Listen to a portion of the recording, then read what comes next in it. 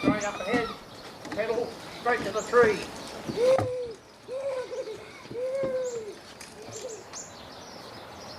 Let's have a go. Filming some stuff. Jesus. Bit rough. Okay, I think. Yeah.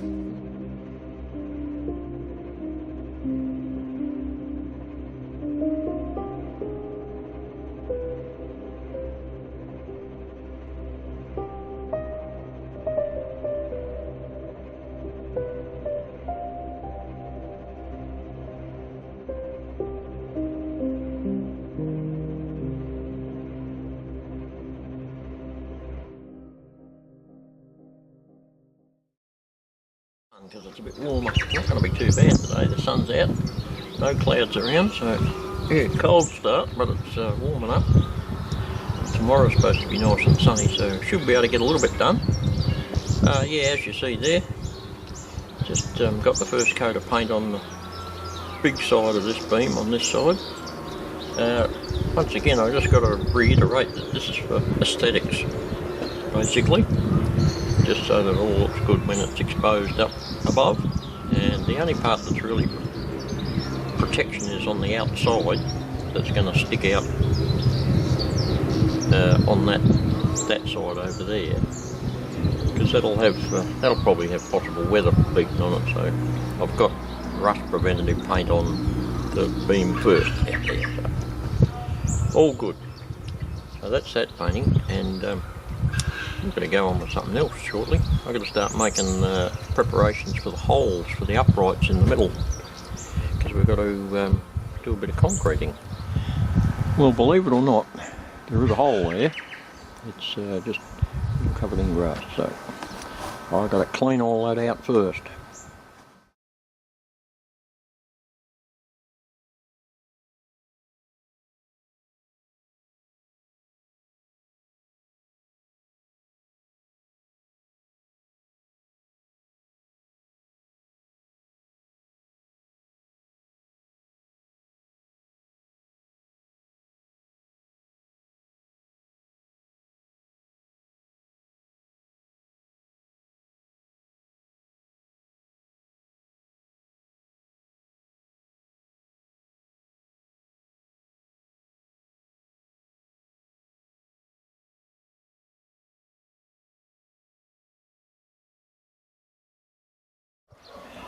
You might be able to see that there is actually a concrete pad underneath all that dirt, and that was put in there to originally hold this support pole in place, that holds the decking up. So we've got a pad there. It's just a matter of uncovering it all now. But I can see the bottom there a little bit more clearly now. I need to let that dry out basically, so I can clean it right off. Tidy it up before I start putting the informers in there. Right, so these pieces of 3/4 inch all thread, they're going to be uprights in the holes that I was just cleaning out, and we've got to make a template up for where they've got to go so that they clear the bottom of the beam that goes upright. The beam that goes upright's 90 by 90. Or I think it's 89 by 89 for some weird reason. And so we've got to make a plate that takes 4 of these. They'll be cut in half because we only need half the length. And the nuts to clear the actual bottom of the pole itself. So draw up a template to them, I think. So here's the size of our upright bit of RHS. That'll be 3mm thick. I'll get the thickest one so that it's strongest. I always over-engineer everything I build so that it'll never give you any trouble then. If it specifies 2mm, I'll go 3. Just pays off on the long run. So what we've got to do is make sure our base plate for the bottom of the upright RHS is big enough to allow that size washer so that it clears. So I reckon if we give that a good 6mm clearance from the washer to the the outside of the upright and work on there. I've done some diagonals through the corners, so we'll measure out to there and see how far that is and give it a bit of a little bit of tolerance, and then work out our size of our base plate from there. Right, I'm not sure whether you can see the lines very well, but I think you can make them out. I can see them on the little screen, so yeah, should be right. So there's our plate that we're going to have to make a couple of, that are going to be welded to the bottom of the RHS, so that we can secure this thing to the ground. There'll be a different plate for the top, for the beam to sit on. But we're going to worry about this one first, so that I can get the formwork organised for the all thread to go in the ground and get concreted in. So there's our squares ended up at 170mm square, and our shaft centres are 25mm out diagonally from the corner of the RHS. And that gives us clearance for our washer and our nut with our 3/4 holes. Now I have to make up some little thin wooden ones of these so that I can bolt all thread together and get it set up in the hole ready for pouring of the concrete. So I'll go on with that and come back here.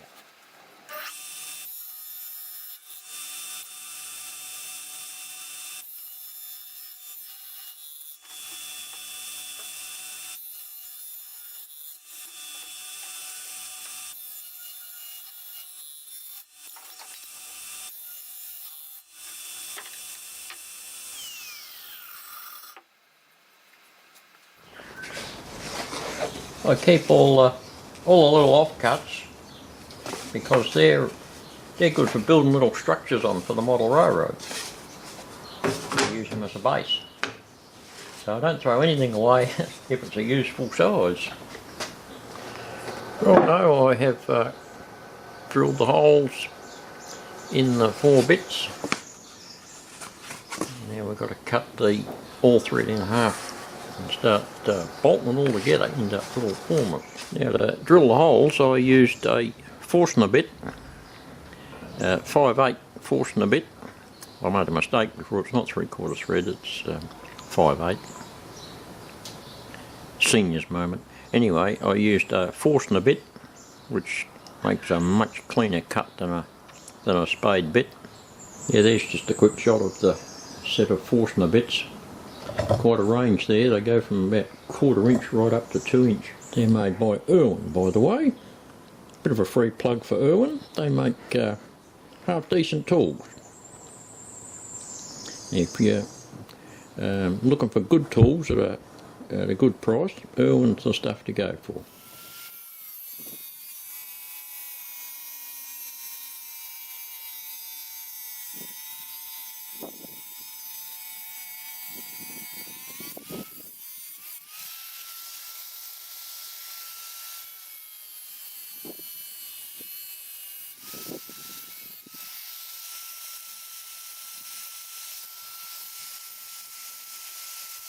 Noisy but necessary little operation. So here's our little contraption for putting in the hole, so that we can get it all lined up, and that way all these bits of all thread are going to be nice and vertical once we get it all adjusted to suit in the hole. And that'll all be concreted in right up to the underneath the top side. While I think of it, you might have noticed there's plenty of light in this area of the shed now. I've got a row of LEDs up there in that section, and another row of LEDs up in that section, and the last bit I strung in, just got these online as well, is another lot in this timber storage area in here, so I can actually see in there now, which is good.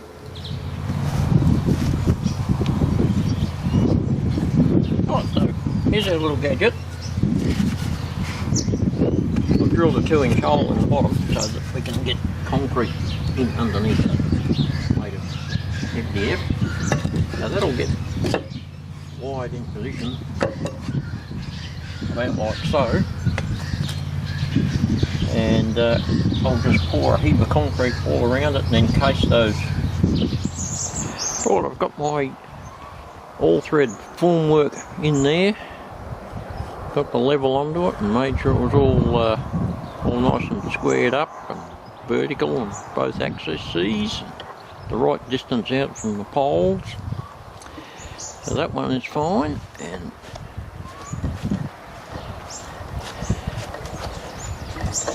this one over here I had to space out a bit. As you can see, this little piece here, I had to space that out to get that in line with everything else. But that's nice and vertical now, so they're clamped in position.